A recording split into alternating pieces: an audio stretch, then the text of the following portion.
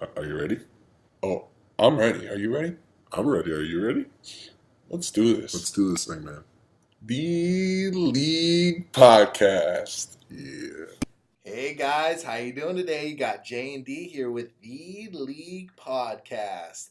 Today we will be talking about the jewels of preseason. These guys that, when the season started or training camp, preseason was beginning, we weren't expecting much out of these guys. I mean, there was talk, but they've definitely outplayed their average draft positions originally put out months ago. Yep, they're all rising. All these guys are risers. It's pretty exciting, man. Definitely. And some of these guys, you're going to have to draft early on to get them. But there's some guys that are going undrafted that potentially could really help you out later in the year. Without a doubt. I can't wait to dive into it. I know, man. So before we dive into our information today, let's first go to our website at www.theleaguefantasyfootball.wordpress.com. On our website, we've got our player rankings. We've got all of our social media outlets. We've got our podcasts on there. So it's just a lot easier for you to scroll through everything instead of having to go to each and individual one. But on our social medias, we post all of our content. We post really cool pictures. We post tons of information about players. And, obviously we post our podcast on there as well. So check out our social media on our website. At Instagram and Facebook, it's at The League Podcast. And on Twitter, it's at The League Pod. Once again, all that information that's on these social medias goes straight to our website, so you might as well just go to our website at www.theleaguefantasyfootball.wordpress.com. Awesome, man. Well, I think we dive right into some news because we got some waves being made in the NFL right now, starting with our boy, Odell Beckham Jr. Yes, sir. This man just made history. Highest paid wide receiver of all time. He's on a 5-year, $95 million deal with, let's just say, 65 of that guaranteed. Highest paid receiver ever. Yep. Which is well deserved. Yeah, it is. He set the tone, he set the bar, and I think he went about his offseason the right way, showed up to every single thing, trained his ass off, and I think Giants saw, wow, he's being mature about this situation. Let's lock him down. He's the best receiver in the league, in my opinion. They definitely made the right decision because at one point last year, I was thinking they weren't going to resign him. They were going to get rid of him. And injury, bad attitude, scary situation, but he flipped that all around, and I'm so glad to see because Odell's my boy, and now he can put all that behind him and just focus on football. I was watching an interview, actually, on Odell, and they asked him if the maturity issue was going to be a problem. And he said, yeah, I'm wearing a polo. I've grown up. So, in his head, wearing a polo means you're grown up, but we'll see how you can see he's calmer. He doesn't seem like he's and it's been a couple days, so we'll see when he gets on the field. But when he gets on the field and watching him in practice, he's light. Like, you can tell he is just floating like a feather because he, obviously you get paid, you feel good, you play good. So congratulations. Congrats, OBJ. Other news is Adam Thielen actually got taken out of practice. He had a pretty bad leg injury, it sounds like. So wow, and we just got some huge news. Packers. Wow. Your pack. My pack just made a huge trade. Not a huge trade. I don't even know what they're getting back, but they just traded away my boy from UCLA, Brett Hundley. They just traded him to the Seattle Seahawks. Crazy, for man. What? What did they get? 2019 draft pick. Hopefully first. Doubt it, but maybe like a 6th. So wow, that's crazy. That just and we were just talking about how good he looked this preseason. Looked great in preseason. Compared to Kaiser, he looks way ahead of Kaiser in development and in the offense and all that. That's really crazy. Very shocking. I hope they got some decent compensation for that. But I mean, they must have some faith in Deshaun Kaiser. Oh, they have to. And I was thinking on Seattle's side, I mean, they must have loved what they saw out of Hundley in preseason. I'm sure there were plenty of teams calling. And not only that, he plays like Russell Wilson in a sense. He has legs, he has a great arm.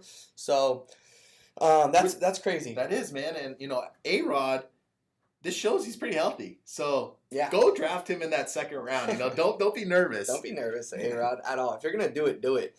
But speaking of Seattle, Doug Baldwin, he came out saying that he's gonna have his injury. He won't be 100% all of this year. Scary, especially you just drafted him. But I know. Not only that, I mean, people are drafting him as their wide receiver 1. Oh, he's in my top 10. And yet he's telling people he's not going to be healthy all of this year. He's definitely going to fall in drafts, I believe, because of this. And who would want to draft someone that's already injured? It's way too scary in fantasy football. You don't want to go that route. He's going to be playing through it, and it's just going to linger all year long. And he's just not going to be the Doug Baldwin that we all know him to be, which sucks. You know, he still probably will be better than half the league. Yeah, for sure. That's Doug Baldwin. For sure. Because he's just got that I want to say Mamba mentality of like he could be injured, half broken leg, and still putting everything on the line for that team. And that's what I love about Doug Baldwin is his passion. But still injuries. Alshon Jeffrey, we knew he got off-season procedure. It seems like though it was so quiet. You know, like people were still drafting him high. You know, still keeping him at his ADP. Nothing really changed. Definitely. But now we got news that he's gonna at least miss the 2 first games of the regular season. At least. That's a little nerve-wracking. I think he's missing up to the first month, but just to get him right. Putting him on the PUP, so that's that's a step in the right direction. It is. But that makes my case for Aguilar even nicer. It does. Anywho, we'll get to that in a bit. But Alshon, at least first 2 games in the regular season, not playing, so watch his stock also plummet, I would imagine. And then Carson Wentz, your boy, same kind of deal. He's probably not going to play till week 3 or later. He hasn't even been cleared for contact yet, so it is a little nerve-wracking. I drafted him in 2 quarterback Luckily, leagues, though, he is practicing. He's doing through all the drills and everything. I think they're just being super cautious with their franchise quarterback, and that makes sense. Yeah. But that is also scary if you're drafting him as your quarterback because you're not going to get production from him. Especially if you're drafting him in those first 6-7 rounds. You shouldn't. That's too rich for him right now. Too rich for him.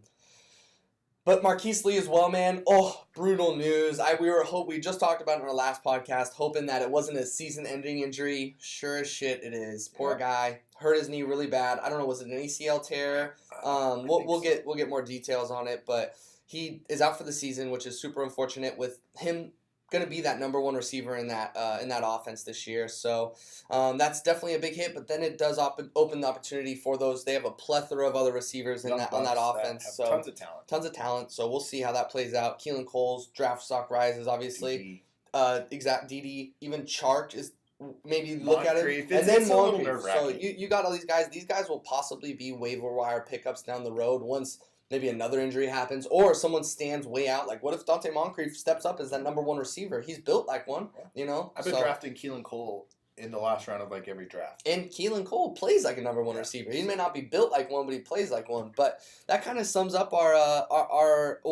lastly, not sums up, AP as well. We've already kind of touched base on he's got gas in the tank. He's looking good. He looks really good. You reverted your statement saying Rob Kelly was the guy. No matter about AP, you don't care. Well, after you watched the game, it was tough because AP did not look like last year. Last year he looked terrible compared to what he did last week. You know, so. But that's what happens when your job's on the line. You're playing for a position. But something else I was thinking about: does Rob Kelly sit all last game because he's a starter and they don't want him to get hurt? I think they wanted to put AP in to see if he was worth signing, worth it. And he proved to be. So, Dill, that wraps up our news segment. Why don't we jump right into what we do, Dill? Talk to me. Yeah, so I will start off the jewels of preseason. Chris Godwin. This guy right here. He is a big-bodied, sure-handed, huge upside receiver that right now Mike Evans is their guy, obviously. You know, they paid him big. He's one of the top 5 paid receivers in the NFL. Sure. But he needs a compliment. They signed Deshaun Jackson a few years back to be that compliment, which he has those games up and down, but Chris Godwin, not only is he a lot cheaper than Deshaun Jackson, I think he has more talent than Deshaun Jackson. Wow. Last year, he had an okay rookie year, 34 receptions, 525 yards, and a touchdown. But, at the end of the year is when he kind of came into his own. He ended the season with, a 3-reception, 98-yard game, plus a 7-catch, 111-yard game, and a touchdown. So that's pretty promising coming into this year. Now all the coaches are praising him, saying that he's for sure a starter. He's leapfrog Adam Humphries for that 3rd spot. Now it's really Chris Godwin, Mike Evans, and Deshaun Jackson as a 3-receiver set. And, Godwin will line up in that slot receiver spot as well, even though he's a big guy that, will give him that more of an opportunity to succeed in there Absolutely. with those smaller guys covering them. I mean, last week in preseason, he caught 3 out of 3 targets for 27 yards and a touchdown. And that touchdown was sick, man. I don't know if you saw it. It was a back shoulder catch from Jameis. They look like they're on the same page. Well, I was just going to say, Jameis' chemistry with Godwin is on point. Like, it seems like they are just a 1-2 punch. And obviously, Mike Evans, he could throw it up to Mike Evans anytime, but it just seems like he can rely on Godwin so much, which is really nice. Yeah, man, it is nice. And, I mean, I do believe that the Buccaneers will not be that good this year. I think that playing from behind. Yeah, they'll be playing from behind a lot, and I think they'll have to throw it a lot, which means more opportunity. And like we talk about every single time, opportunity is the most important thing in fantasy football. So if he's getting those targets, getting those opportunities, then there's no reason why he shouldn't succeed. He's going undrafted right now. He is sitting on our waiver wires in all of our leagues. And I think that could change. I think he's going to be, by the time, this weekend comes around and draft comes up, I mean, his stock has to rise. He is now clearly beat Deshaun Jackson for that role. He's a wide receiver 2 in that offense. I mean, he's just an easy bench spot, roster spot in my case. Waiting for him to bloom. Exactly. So, I mean, definitely if you are really unsure of who to go with your last pick and you need a receiver depth, Chris Godwin has definitely got to take a flyer on.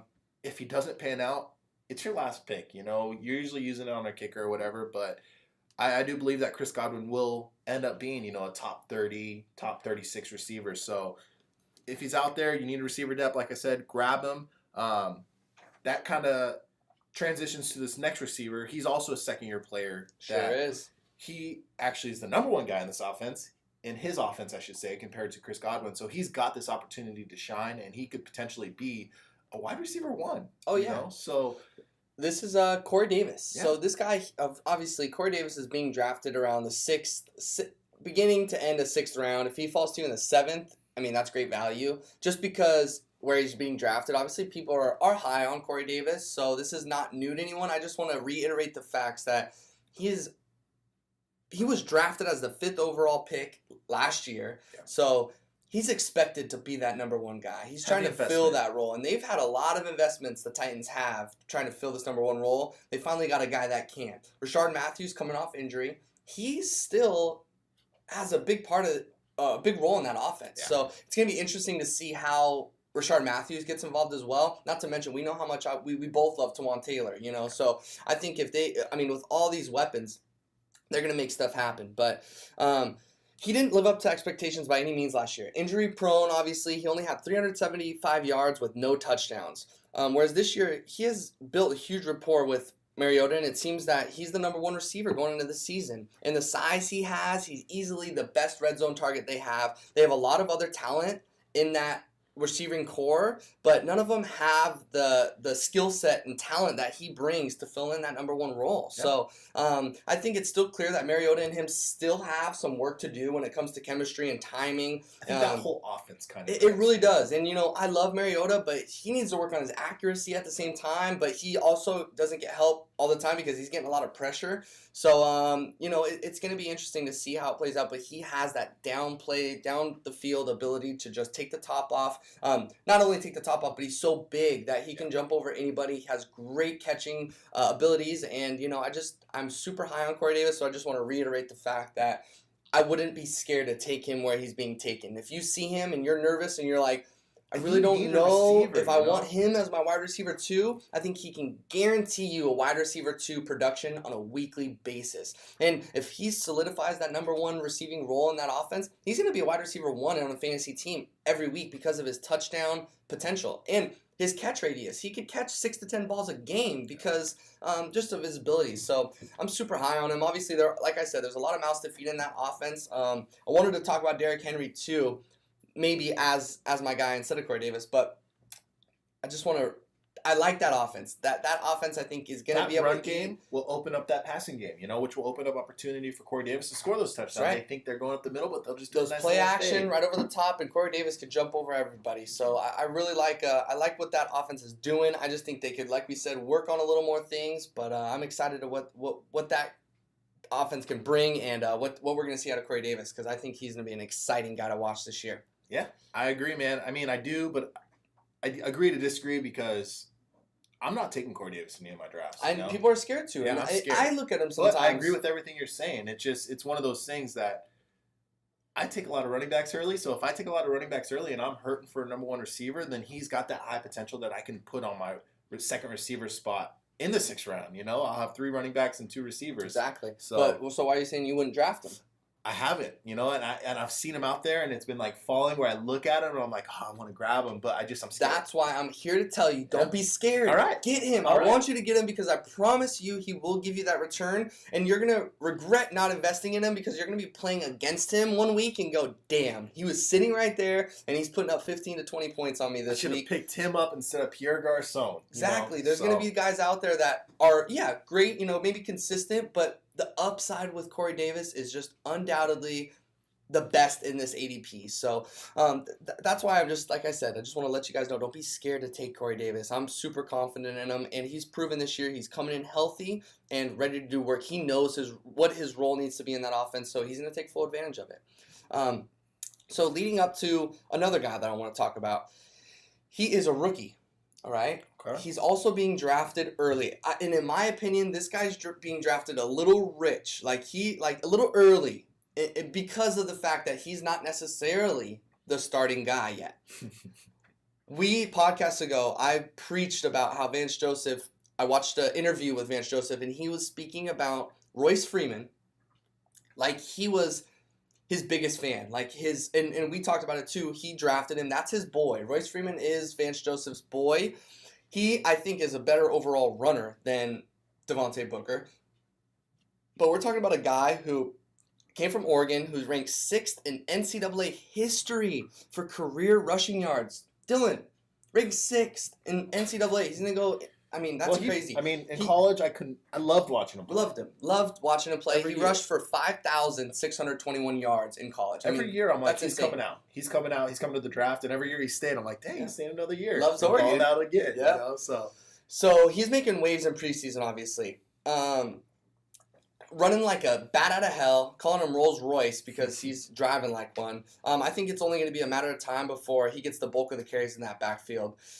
He ran up 3 TDs, and he's averaging, bear yourself though, he's averaging 5.6 yards per carry. Damn! How does that, is that real? Is that Goodness gracious, feasible? man. That number jumps out crazy to me. If he doesn't get this starting role by week 2, week 3, that's crazy. Devontae Booker is a good running back. I think he's a much better pass catcher than Rolls Royce, and that's why I think they're going to switch roles. Rolls Royce is going to get that early down work and Score touchdowns. He might lose some opportunity in that 3rd down to Devontae Booker, but I think once he proves that he can pass block and he can catch passes out of the backfield, he's going to be leading that backfield in a matter of time. He hits the holes with absolutely no hesitation. If you watched his touchdown in the last preseason game, he didn't stutter step. He didn't do anything. The hole barely opened up, and he hit that hole so hard. And I love seeing that. There's only so many Le'Veon Bells in this league that can do it right, where they're patient and hesitating behind the line and waiting for that hole. Wait a minute. There's no... So you're putting him on that level of potential? I don't think you listened to what I said. I said he hits the hole really, really hard and goes straight to it, where Le'Veon Bell is slow. And there's no Le'Veon Bells. Le'Veon's the only guy that can do that. You know what I mean? My point is, he's not the type of guy that wastes time like bouncing around, which you see maybe a Joe Mixon doing from time to time. Which he is not successful whatsoever. I hate it because I'm like, just hit the hole, and it drives me crazy, and that's what I love seeing out of Royce. Whereas Le'Veon Bell, I see him dancing around back there, and I get excited because I'm like, he's about to find something and just break it, where you can't get excited like that about certain guys, And Royce, I know I'm excited about because he's going to hit that hole 100 miles per hour because he just wants to get positive yards. He's not dancing around doing nothing. That's what's so great, in my opinion, about rookies. Rookies come into the league, and they know that they just got to earn their spot, earn the respect, and they're going to put their head down and freaking bruise. He's in that exact spot right now. He's fighting for that starting role because he believes he can be that starter in that offense. And we all do too. They drafted him for a reason, So he's being drafted in the 3rd round. So I am hesitant to take him that high just because he's still listed as the running back 2, and you're drafting him as possibly an RB1 if you've taken 2 receivers or a quarterback in the first 2 rounds or something, or an RB2, hopefully you're drafting him as. I would love it if you could end up getting 2 running backs first, second round, and then if you were able to get Royce in the third round, that's the only way I'd probably do it, by having 2 running backs ahead of him, just so I have that safetyness and secure. Even though I'm telling you, he's going to have that starting role a couple weeks into this season, into the regular season. So it's in my opinion, it's one of those guys. How you feel about Corey Davis? I'm scared to take him just because it's a little rich for my blood, but at the same time, I will take that risk because I do believe that upside with Royce is tremendous. Especially being in a keeper league, you're always looking for young running backs that can just... A rookie. Oh, my gosh. So that can drafting him in the third round and potentially keeping him at the end of the year because of his production, he can be a top running back, depending on volume and, obviously depending on that offense and how it pans out with Case Keenum. But, definitely exciting. Definitely, I think everyone can agree that he's the guy there, and everyone's really excited about him. I haven't heard one person say one bad thing about Royce Freeman. So, and it's exciting, man. And another guy that I just want you to be confident taking, because he's proving to be dominant in that backfield, and just what the Broncos need. They need a running game to help out Case Keenum and for those receivers to succeed as well. And I think if they got that running game, then Demaryius Thomas and Emmanuel Sanders are both top 15 receivers by the end of this year. Wow. So with that being said, Dill, speaking of receivers, you have another receiver that's also being undrafted, who is a second-year player. He is. And I had him on my team half the year last year because I was just so high on him. I did too. And but nothing happened with him. So Dylan, elaborate. Why is this guy your standout for this preseason? So this mighty fine, blistering speed, explosive receiver that can also play running back, Mr. Curtis Samuel out of Ohio State. This guy right here was drafted to be potentially the number one receiver in this offense. They had Kelvin Benjamin, they had Devin Funchess, and then they drafted him in the second round and traded away Kelvin Benjamin. So, okay, we just drafted this guy in the second round. We also have Devin Funchess, who I believe was drafted in the second round. They're kind of different. Obviously, Devin Funchess is a bigger bodied, slower type of receiver. Different body types, for sure. And Curtis Samuel's that gadget player, you want to say, where you put him anywhere and he can make a play. It's got speed. Yeah, so 4.31 speed.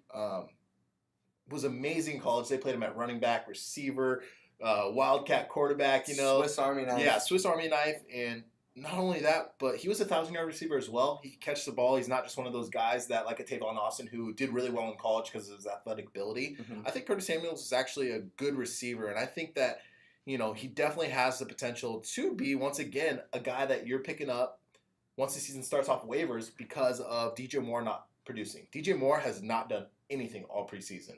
Right now, DJ Moore isn't even a starter. It's Torrey Smith. Yeah. So Torrey Smith looked pretty good in yeah, preseason. he's always been pretty reliable. He's never eye-popping. He's never that top 10 receiver, maybe back in his early days, but I think they trust him. Obviously, Devin Funchess has really solidified himself as the number one guy there, but Curtis Samuel can come in and just catch a few balls and make huge plays, it's just, can he stay healthy? That's the biggest question. It was pretty disappointing last year. Like you said, a lot of people had him on their team for a while, and he just never played. So there is kind of a lot of targets to go through this offense with Devin Funchess, Christian McCaffrey being a stud, Greg Olsen, and obviously he still has to fight off a couple positions in DJ Moore, who's a first-round pick, heavy investment. Yeah, and DJ Moore, he might not have the best preseason right now, but his talent, I think, is superior to Samuel's. That's debatable. I think his hands are better. I think his route running is better. I think he obviously speed's pretty close between the two, but I like DJ Moore. I did too before the preseason started, and I've watched, and he dropped a ball in the end zone. And I was just like, come on, man! As a first-round pick, ball's in your hands, you gotta catch that. And that's the thing I do love about Curtis Samuel is the guy's got hands like glue. He really does. So sorry to cut you off. No worries, man.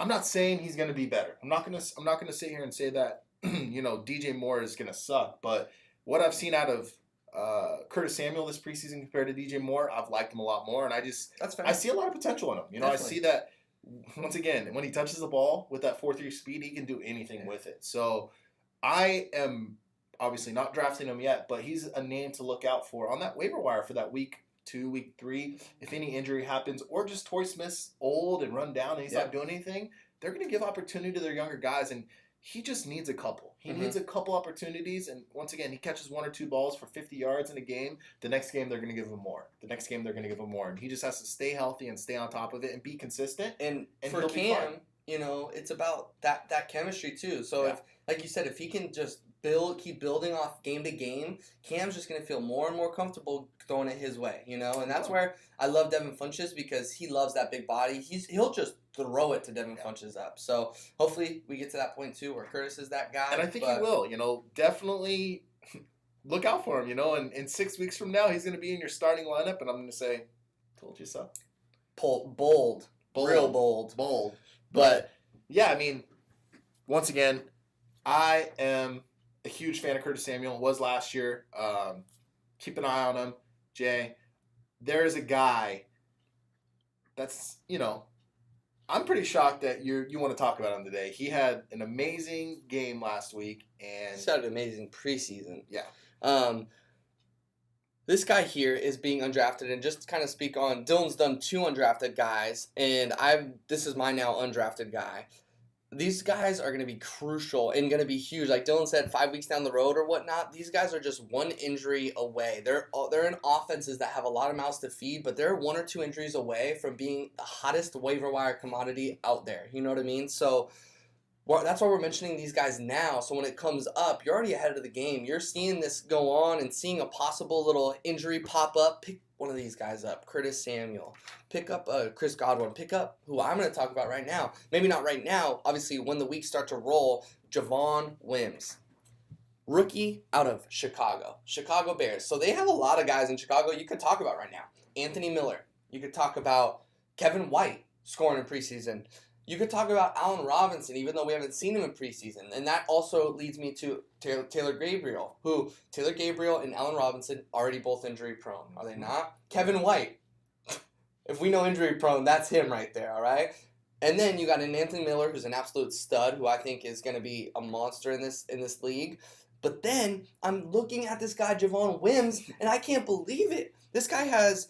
So let me backtrack a little. They drafted him in the 7th round of last draft. Okay. This last draft, he played at college ball at Georgia, and let me tell you, he looked like young AJ Green out there. This preseason player. He's 6'4" and 216 pounds. The guy's a beast, right?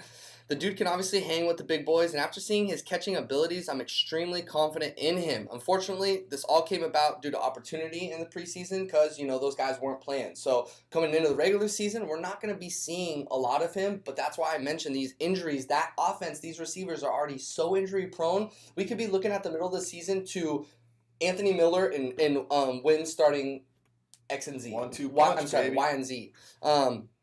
So because of the opportunity, he is balling out, but regardless, he's leading the receiving corps in this preseason with 15 catches and over 200 yards and a couple touchdowns already. I mean, the guy's balling out. This last game, he was making catches, diving catches in the end zone. I mean, I couldn't believe watching him. Every time he caught the ball, I was just jumping out of my chair.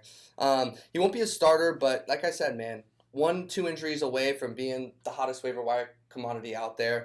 Keep your eye on him. Look up his stats. Look up some highlight reels of his plays in preseason. You're going to be wowed. So this is someone I just wanted to put out there who's really, really a deep, deep guy. But I love his upside. But I also love Anthony Miller's upside. But that's pretty obvious. He's been a complete standout. But I wanted to mention Javon Wims as well, a guy who's being undrafted. So I mean, really unknown until last week. You know, like obviously he was making plays, you said, in the preseason. But last week he just made amazing plays. But 2 weeks ago, week 2 of preseason, I was looking at him like, who is this guy? Who is this guy? Week 3, a little more quiet, not too much production, but still was getting work. And then, like you said, last week he blew out of the water. And that's why I just feel like I need to talk about him, because guys like that shine like that, they might not get the work at the beginning of the season, but man, he might have not even made the team. If he didn't make Totally. those plays, he probably would have made the team. And because though I think they know about the injuries on that offense, on that receiving core, it's good to have the depth there. So I'm glad to see him there. 7th round pick. I mean, he's got lucky to be even drafted. Yeah, he almost went undrafted, let alone, you know.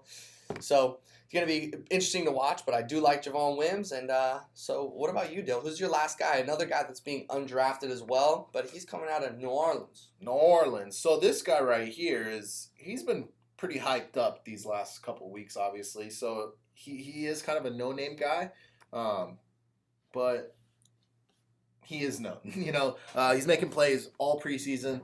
It's New Orleans, Traquan Smith. The big talk about the receiver in New Orleans is Cam Meredith. You're talking about the receiver getting the hype versus the receiver producing on the field. You got this Traquan Smith producing every single game when Cam Meredith can't even get on the field. And when he's on the field, he's dropping passes. He's not looking like his old self. He had one pretty good year with the Bears. And then, obviously just hurt. So we haven't seen too much of Cameron Meredith. So I don't know what all this hype is for until he proves himself to me. I'm not drafting Cameron Meredith. Heck, I would rather draft Traquan Smith right now than Cameron Meredith. Wow. I'm not drafting either of them, but, Traquan Smith is definitely someone to look out for. Ted Ginn is solidified as a number 2 receiver. Michael Thomas, obviously, is a number 1 receiver.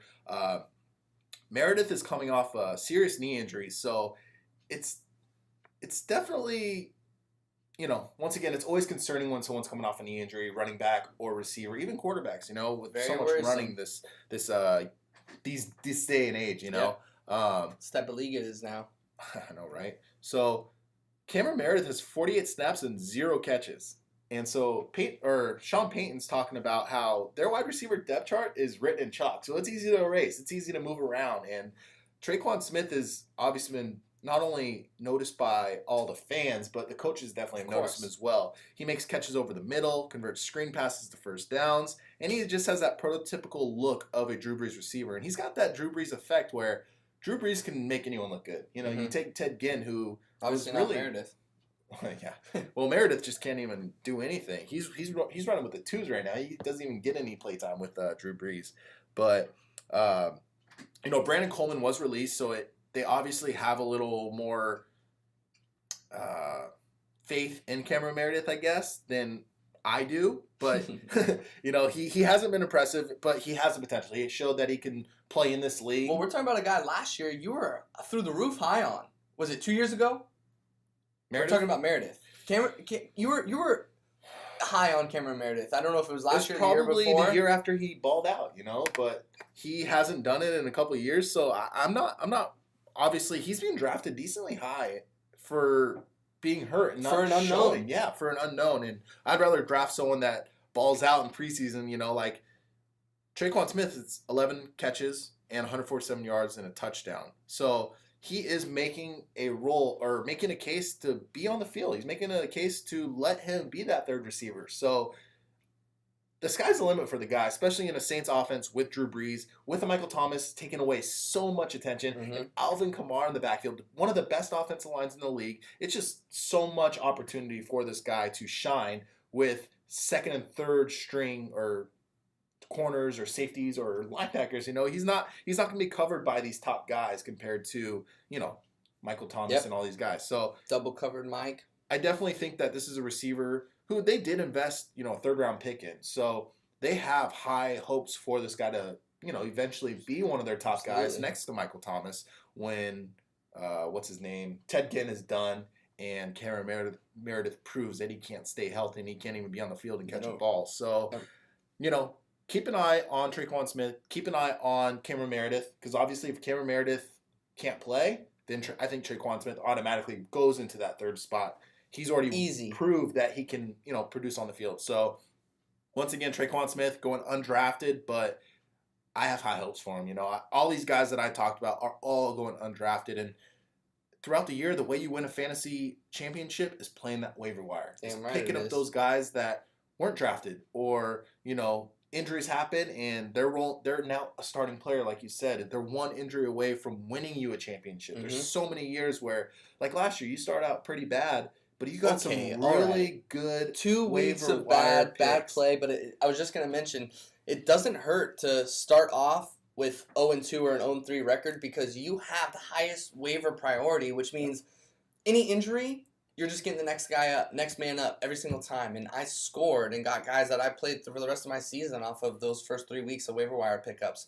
So that's crucial. I'm not saying lose at all because if you can go undefeated, go undefeated. But I know, right? it doesn't hurt to lose because you can build off those losses with some key players that you wouldn't have had or drafted otherwise. So that's why we mention these guys, because week 1, week 2, week 3, and on, these guys are all guys that you can sneakily pick up on the waiver wire, and may not be sneakily if there's an injury. Everyone's going to be on them. That's why we're mentioning them now, so you can be the first one to it. I love the waiver wire. I love playing the waiver wire. It's one of the funnest parts of fantasy football. It is. You know, that Tuesday night. I'm up at 1 a.m., 2 a.m., 3 a.m. just by like a body alarm trying to see if I got that guy. And then miserable or just ecstatic. So waking up and just like, I can't go back to sleep. I can't wait to text, this person in the morning and say, hi, I got this guy. So, yeah, man, it's definitely fun and exciting. So, once again, check out these guys. There were a couple guys that, are, like Jay mentioned, are worth taking. So, don't be scared of Corey Davis. Don't be scared of Rolls-Royce Freeman. And keep an eye on all these undrafted guys that we're talking about. Wims, we see you out there, boy. You keep balling. You keep balling, man. Godwin, we see you. Samuel, we see you, player. Traquan. Oh, we see you. You got it. I believe in you more than anybody out of everyone on this list. I think Traquan Smith ends up being the best of the bunch. So, out of Corey Davis, there's no way he's out of my undrafted. Oh, okay, fair enough. But guys, go check out our website again, www.theleaguefantasyfootball.wordpress.com. What did I do? What did I do? The league, huh?